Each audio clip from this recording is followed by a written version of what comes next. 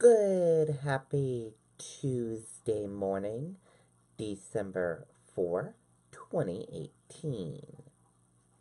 I'm Riley King, and welcome to the Riley King Newscast, right here on the Riley King Network. Let's begin. First up, counselors pass Superior Court nominee on abortion. Let's take a listen to the video from WMUR News 9.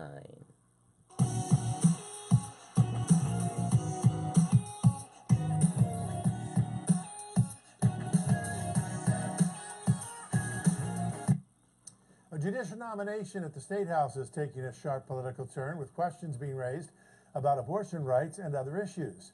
Dan St. Hilaire, a former Merrimack County attorney and executive counselor, is up for nomination as a Superior Court judge. He's currently general counsel for the New Hampshire Liquor Commission. Executive counselor Andrew Valinsky has clashed with the commission over the last year, and today he confronted St. Hilaire at a hearing over his pro-life views and role working for the Liquor Commission, and asked if he was really the best person to be a judge. You know, counselor, I would not ask that question that way, because I used to sit in that seat. Yeah, I have it now. You do have it now. And I did ask the And question. you did ask it. But that's the point. As a judge, I would never treat a party and ask them a question such as that. Okay. The Executive Council is expected to vote on St. Hilaire's nomination on Wednesday. Okay, and there you go on that video and that report.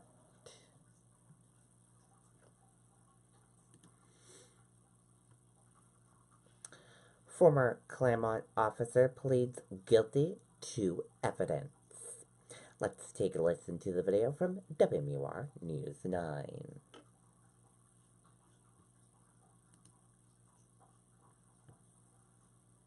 Officer Ian Kibbe pleaded guilty Monday to 2 charges after prosecutors say he lied about the way he found some evidence while he and 2 other officers were at an arrest scene earlier this year. Lied about the manner in which he found and viewed a handgun that was recovered from that residence during that search, and lied about the manner in which an expandable baton was found and recovered during that search. According to prosecutors, Kibbe claimed the gun and baton were in plain view when he went through the apartment, when in reality, Kibbe had to open up a suitcase and backpack to find them. No one is above the law, and especially law enforcement officers. In fact, they're held to a higher standard when it comes to being truthful in their representations to the court and truthful in their everyday work. As part of this plea deal, Kibbe must give up his law enforcement certification, but this case has also led the Attorney General to reopen another. 2 years ago, Kibbe was involved in the deadly shooting of Cody LaFont. It was ruled justified by the Attorney General's office, but in light of his plea, is now again under review. LaFont's parents were in court today. Bittersweet, I guess. I don't know really. I mean, they say he can't be a police officer anymore, and he's going to serve some time, hopefully. Not as much as we would have liked, but I mean, it's something, like, you know. A sentencing hearing is likely to be scheduled sometime in January. In Newport, Andy Hirschberger, WMUR News 9. Okay, and there you go on that video and that report.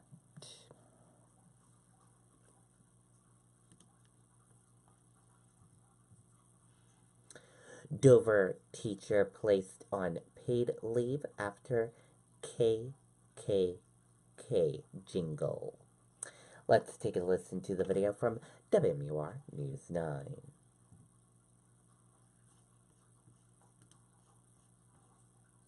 Just trying to bring to light.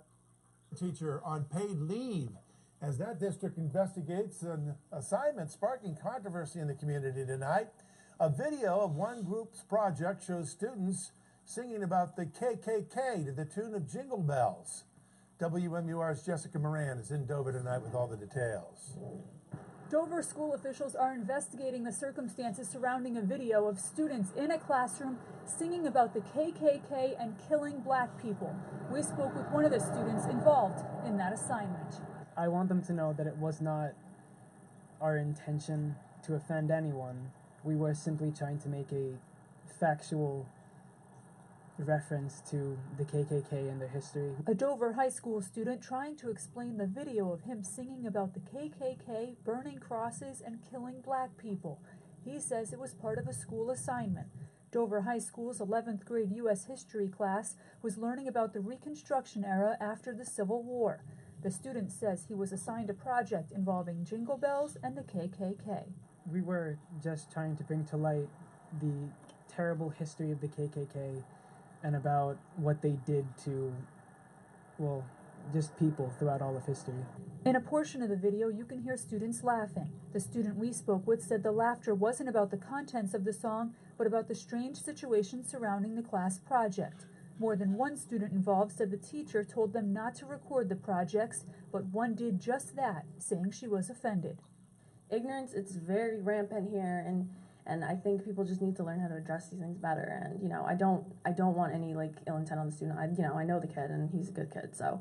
But I think the way he presented that information was totally wrong. And I said it. I had to walk out because I was so frustrated. School officials are investigating and determining if anyone involved should be disciplined. This is definitely not the culture or climate that we want in a school. We want a place where all students feel safe, feel accepted, and are honored for who they are and what they bring to scenarios. Superintendent Harbron says the principal has already met with the students in that classroom, and they are currently planning on how to meet with the rest of the students. In Dover, Jessica Moran, WMUR News 9. Okay, and there you go on that video and that report.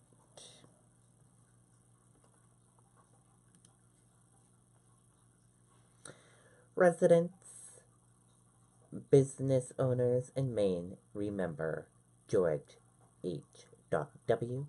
Bush. Let's take a listen to the video from WMUR News 9.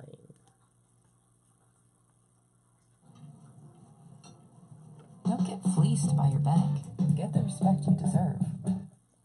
At Walker's Point, President George H.W. Bush's second home, his impact is apparent by the growing memorial. Flowers and flags paying tribute to the man whose love for Kennebunkport is matched by the admiration that people have for him and his wife, Barbara. It's just such a testament to them and their importance that they put on their relationships with people. And the whole Cold War thing was about relationships with people. George and Barbara were there the day Helen Torgelson married her wife, Bonnie, and they witnessed their license. The relationship with the Bushes started in 2002 when they opened HB Provisions. Bonnie and I were in our little teeny office, and she was standing looking out the window, and she saw the motorcade drive up and said, Helen, the president's here. Let's go. Across town, businesses have similar stories of the first couple. They knew many people by name. Before he sat down to dine, he and Mrs. Bush would go from table to table and greet everyone, shake people's hands. Never failed to be polite and kind to everyone that he met, and a little apologetic about all the hoopla that was happening. Despite his extraordinary life, he remained humble and gracious. History of his service is just an amazing full life of public service. This community will continue to honor and celebrate the 41st President of the United States with a wreath-laying ceremony tomorrow morning near where we are standing tonight at Walker's Point.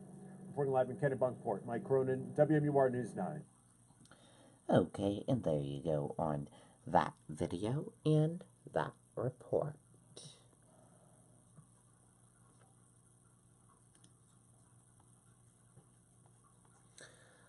Locals and tourists in Kennebunkport to remember President George H.W. Bush. Let's take a listen to the video from WMUR News 9.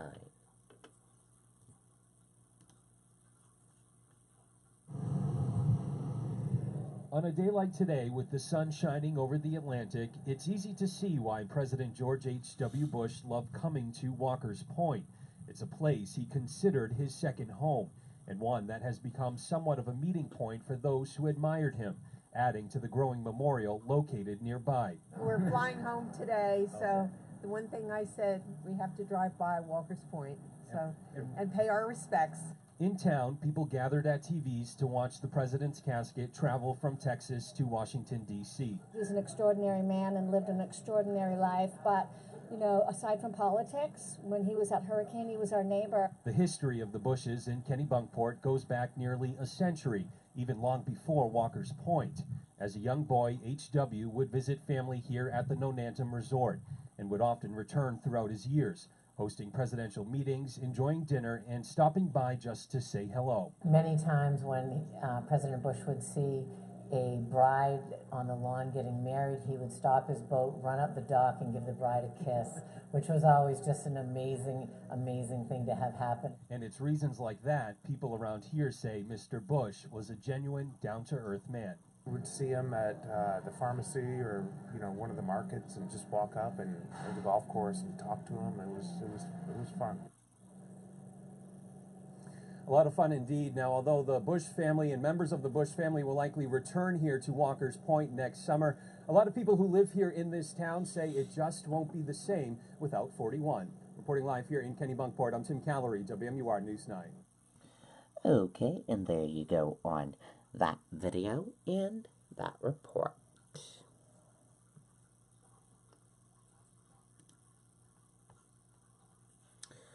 Four vehicles involved in crash in Nashua Monday evening.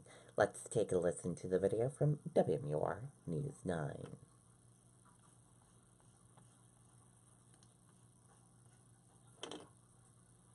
Tonight sent 2 people to the hospital. Fire officials say it happened early this evening in the area of East Dunstable Road and Eastman Street. At least one person had to be extricated from their vehicle. No word yet on how the crash happened or the seriousness of the injuries of those taken to the hospital. Okay, and there you go on that video and that report.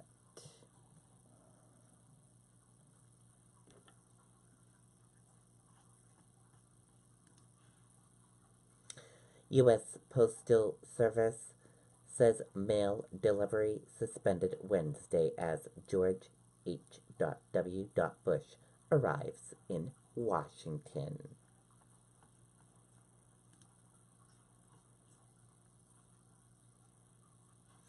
The United States Postal Service is suspending mail delivery Wednesday as George H.W.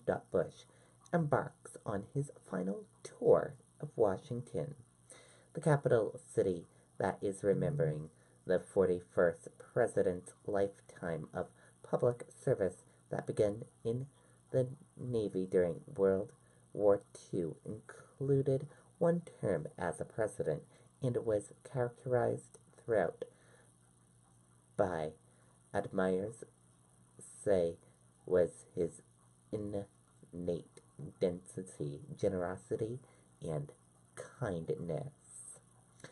The U.S. Postal Service is halting mail delivery Wednesday as part of the federal government's Nation Day of mourning for 41.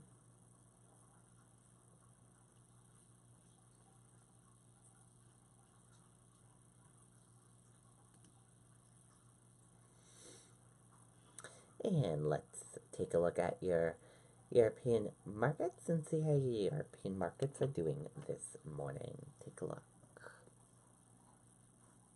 And here's a look at the European markets for you this morning.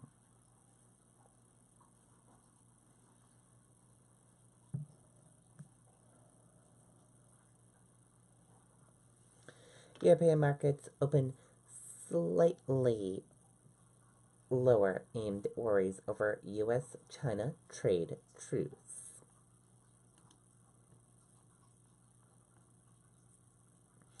European stocks were slightly lower Tuesday morning amid rising doubts over whether the world's 2 largest economies will be able to resolve their trade differences.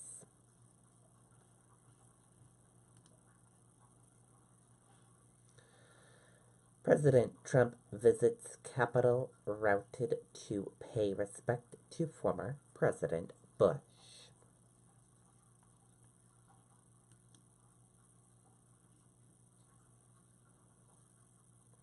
Let's take a look at the video from ABC News.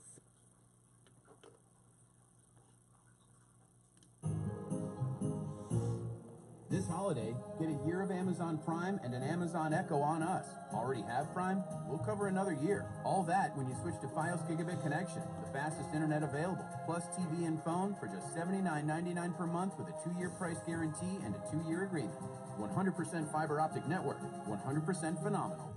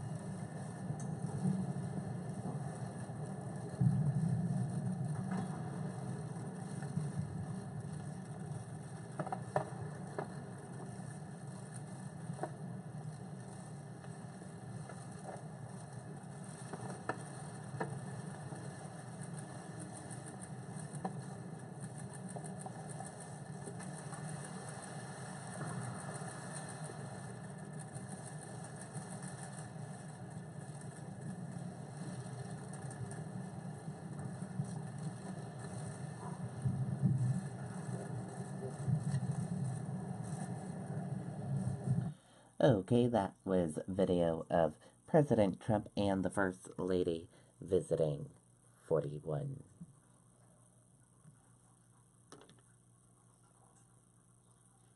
President Donald Trump and the First Lady Melania Trump ventured to the U.S. Capitol on Monday night to pay their respects to former President George H.W. Bush, who died last Friday at the age of 94. And that does it for the Riley King Newscast, right here on the Riley King Network. I hope you all have a great rest of your day, and I'll see you back here later on today for another newscast. And I'll have a news report coming up in a little bit. Goodbye, everyone.